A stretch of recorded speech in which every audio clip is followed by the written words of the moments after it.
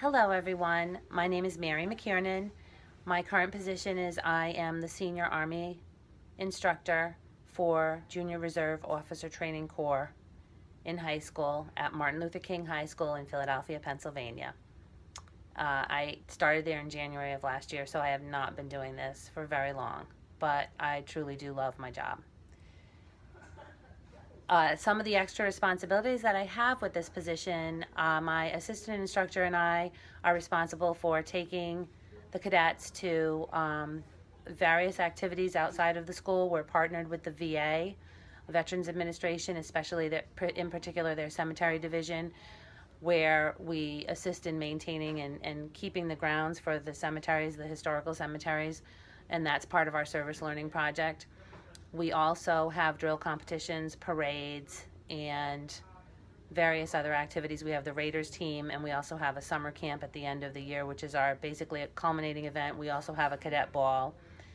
For this year, I'm also going to coach girls soccer, so that's another responsibility that I'm taking on. Who has had the most influence in my life? Absolutely, I would say my mother and father, but particularly my father. My father was an extraordinary leader.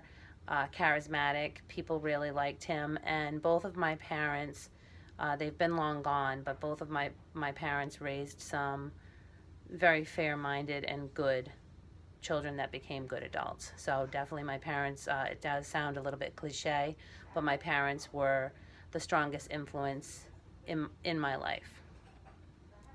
My personality test results were that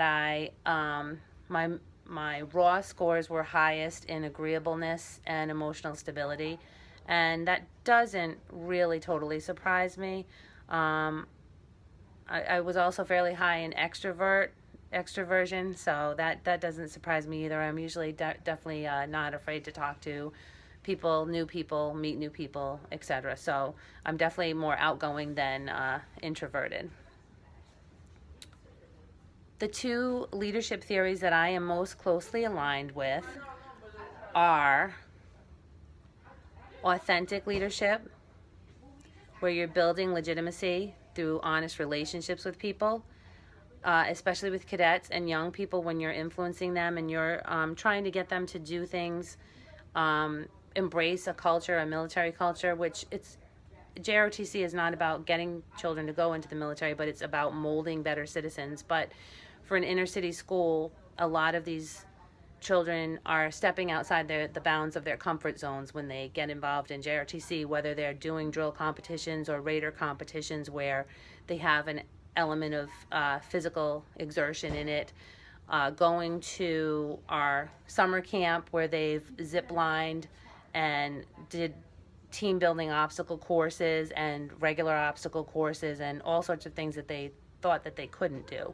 So that's part of authentic leadership. And then two examples of authentic leaders that I chose are Martin Luther King Jr., which our school is named after, and Tony Blair.